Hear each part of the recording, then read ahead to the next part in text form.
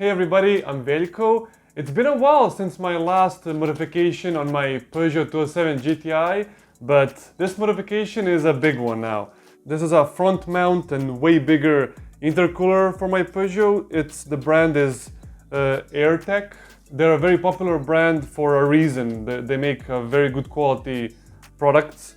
This is a used one that I bought for around $340 or around 300 euros. And the condition is barely used. If I wanted to buy a brand new one, it would cost me double more money. So yeah, I got so fortunate. I also got the pipes too, and I don't know how these are called in English. I forgot, but hey, it's good that I have everything to install it. I don't have to spend more money. For 300 euros, this is a steal. I mean, this is a gift. So yeah, the piping goes like something like this. When I install this, I would have everything for stage 3 even, but I'm not gonna go there. I still plan to keep it safe and do a stage 1 to 205 horsepower or around that number. I plan to do more track days with my Peugeot and I don't want any risk of engine failures. Believe it or not, I bought this intercooler in March this year, so it's been what, almost half a year. And the reason why I still didn't install it is I didn't want to. First of all, I was very busy, like the summer came and I had a lot of things going on in my life, but also I've never removed a front bumper on my Peugeot, and I wanted to first try to take it off to see if I can do it. This is the last modification before I do a chip tune, and yeah, the installation is coming right up. First thing to do is of course remove the front bumper. There are 3 screws on top that you can easily remove using Torx T20.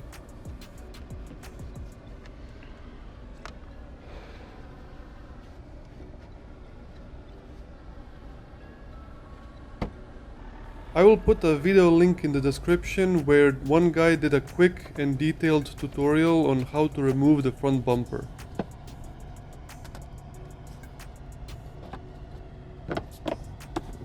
Although the tutorial was straightforward, it still took me an hour to figure everything out.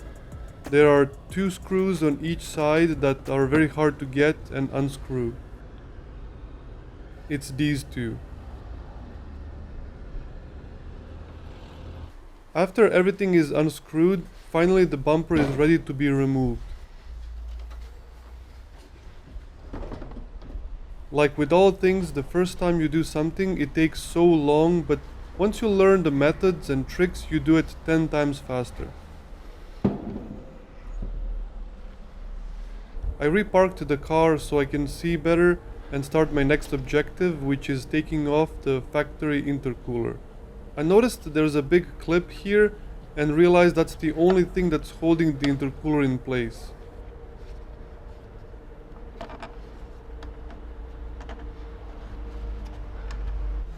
I removed the clip and now the intercooler is free to move, but it's still stuck.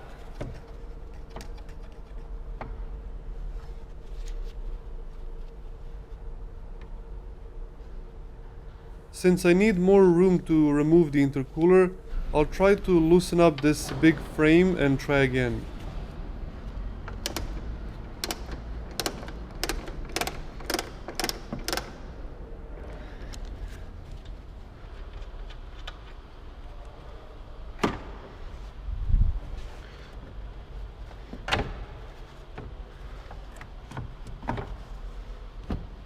Having a bit more space, I then tried again, but still not enough room to pull it up.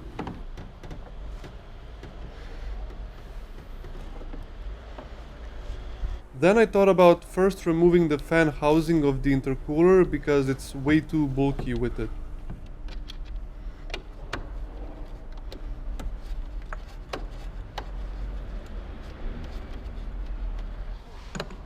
Thankfully, the intercooler fan housing was held by 2 Torx T20 screws, so removing it was easy.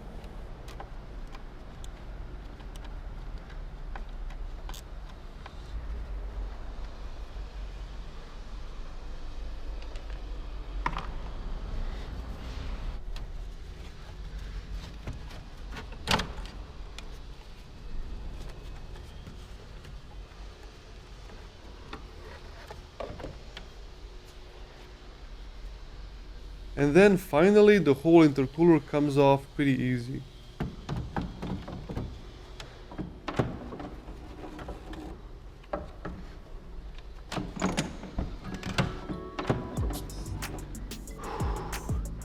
Here's a comparison between OEM and AirTech intercooler from many angles.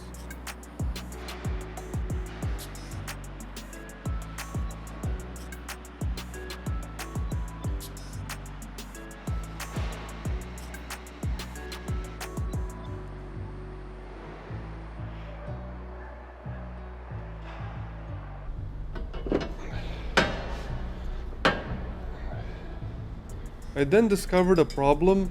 These two mounts should be at the opposite side of the intercooler so that the intercooler is more tucked inside.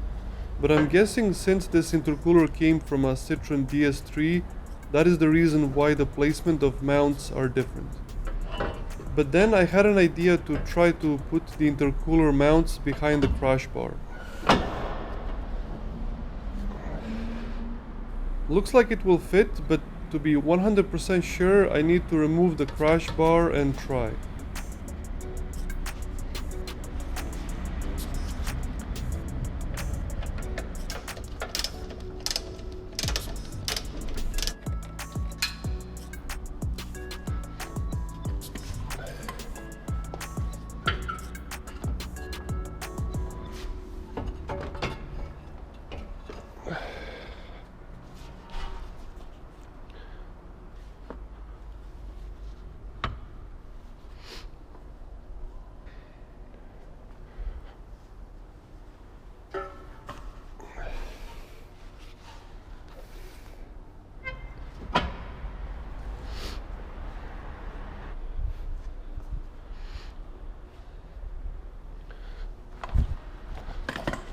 I was so happy to know that it can fit, so next thing to do now is install hoses.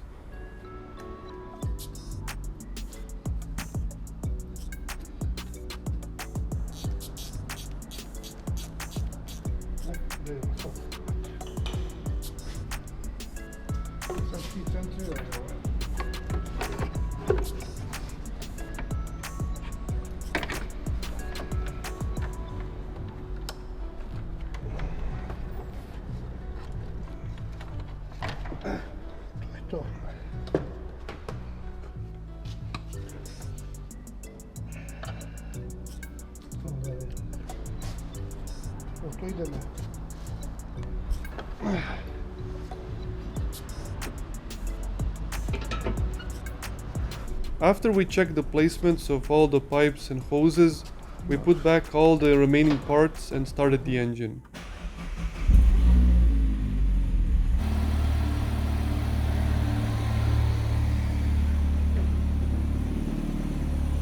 As for any fault codes, there were none so far, which is great news.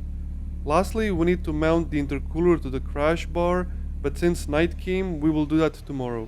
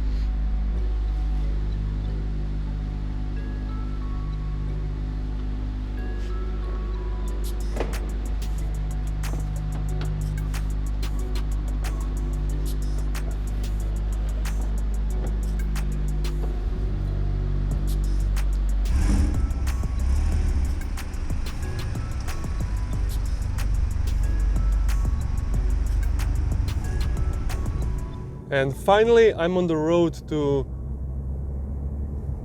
to test it for the first time, and so far I'm not seeing any difference. Right now it's 18 degrees, so it's not that hot for me to notice anything. I switched to my point of view just so that you can see the boost, how much boost it will get. Although because it's a colder weather now, the boost is gonna be lower because the colder air it creates more power. So the ECU, I've heard the ECU lowers the boost to compensate for it. But let's try from second gear pull.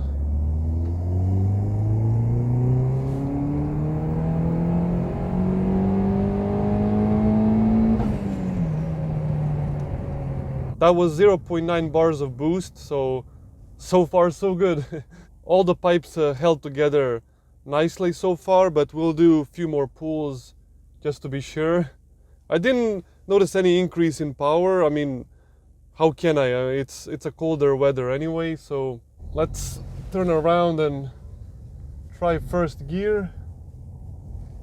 Hope there's no cops.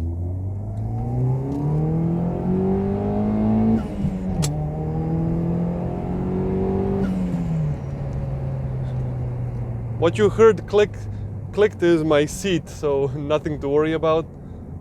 I was mostly scared of the pipes not being tightened properly and it's gonna come loose or something when the boost reaches almost 1 bar. But so far so good. It feels so satisfying when you finish something that you worked on for over 10 hours in total. And to see it now work properly, it's such a satisfying feeling. No matter if you do it on a Porsche or a Honda Civic, like when you do something and it turns out to be a good job and successful. Plus, I mean, with intercooler, on track days, my engine is gonna be more reliable because the air that goes into the engine is gonna be way cooler than before. That way you protect your engine and overheating. So as you can see, the temperatures all good. Let's do one more pull.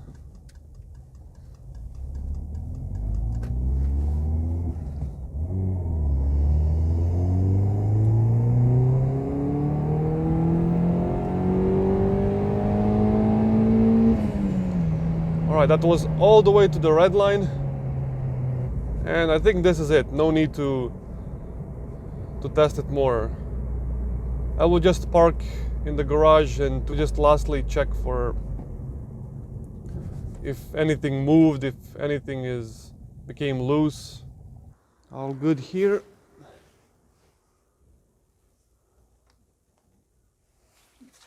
The intercooler doesn't move. It looks so much better from the front now. It looks seriously quick. The car looks like it doesn't fool around anymore. Anyway, that is it for this video. I'm very satisfied of the end result and how everything went without big problems. So the next modification that I'm probably gonna do is a stage 1 chip tune, and I can't wait for that. Subscribe for more videos like this and take care. Such a fun car to drive, and it's getting more and more fun.